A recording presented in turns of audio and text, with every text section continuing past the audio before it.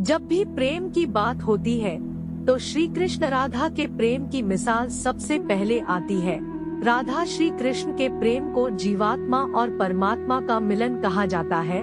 राधा श्री कृष्ण का बचपन का प्यार थी। श्री कृष्ण जब 8 साल के थे तब दोनों ने प्रेम की अनुभूति की। राधा श्री कृष्ण के दैवीय गुणों से परिचित थी। उन्होंने जिंदगी भर अपने मन में प्रेम की स्मृतियों को बनाए रखा। यही उनके रिश्ते की सबसे बड़ी खूबसूरती है। कहा जाता है कि श्री कृष्ण को केवल 2 ही चीजें सबसे ज्यादा प्रिय थी। ये दोनों चीजें भी आपस में एक दूसरे से गहराई से जुड़ी हुई थी। बांसुरी और राधा कृष्ण की बांसुरी की धुन ही थी जिससे राधा श्री कृष्ण की तरफ खिंची चली गई। राधा की वजह से श्री कृष्ण बांसुरी को हमेशा अपने पास ही रखते थे। श्री कृष्ण के जितने भी चित्रण मिलते हैं उनमें बांसुरी जरूर रहती है। बांसुरी श्री कृष्ण के राधा के प्रति प्रेम का प्रतीक है। भगवान श्री कृष्ण से राधा पहली बार तब अलग हुई जब मामा कंस ने बलराम और कृष्ण को आमंत्रित किया। वृंदावन के लोग यह खबर सुनकर दुखी हो गए। मथुरा जाने से पहले श्री कृष्ण राधा से मिले थे। राधा कृष्ण के मन में चल रही हर गतिविधि को जानती थी। राधा को अलविदा कह कृष्ण उनसे दूर चले गए। कृष्ण राधा से ये वादा करके गए थे कि वो वापस आएंगे, लेकिन कृष्ण राधा के पास वापस नहीं आए। उनकी शादी भी रुक्मिणी से हुई। रुक्मिणी ने भी श्री कृष्ण को पाने के लिए बहुत जतन किए थे।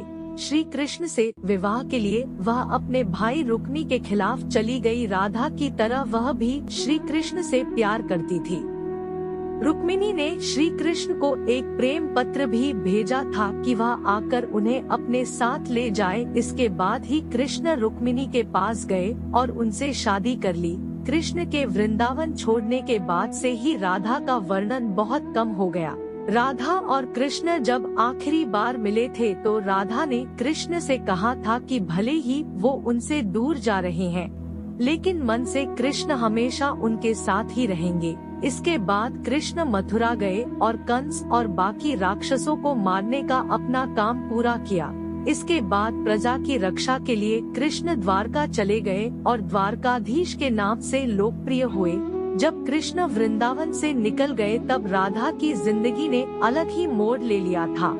राधा की शादी एक यादव से हो गई। राधा ने अपने दाम्पत्य जीवन की सारी रस्में निभाई और बूढ़ी हुई, लेकिन उनका मन तब भी कृष्ण के लिए समर्पित था। राधा ने पत्नी के तौर पर अपने सारे कर्तव्य पूरे किए। दूसरी तरफ श्री कृष्ण ने अपने दैवीय कर्तव्य निभाए। सारे कर्तव्यों से मुक्त होने के बाद राधा आखिरी बार अपने प्रियतम कृष्ण से मिलने गई। जब वह द्वारका पहुंची तो उन्होंने कृष्ण के रुक्मिणी और सत्यभामा से विवाह के बारे में सुना, लेकिन वह दुखी नहीं हुई।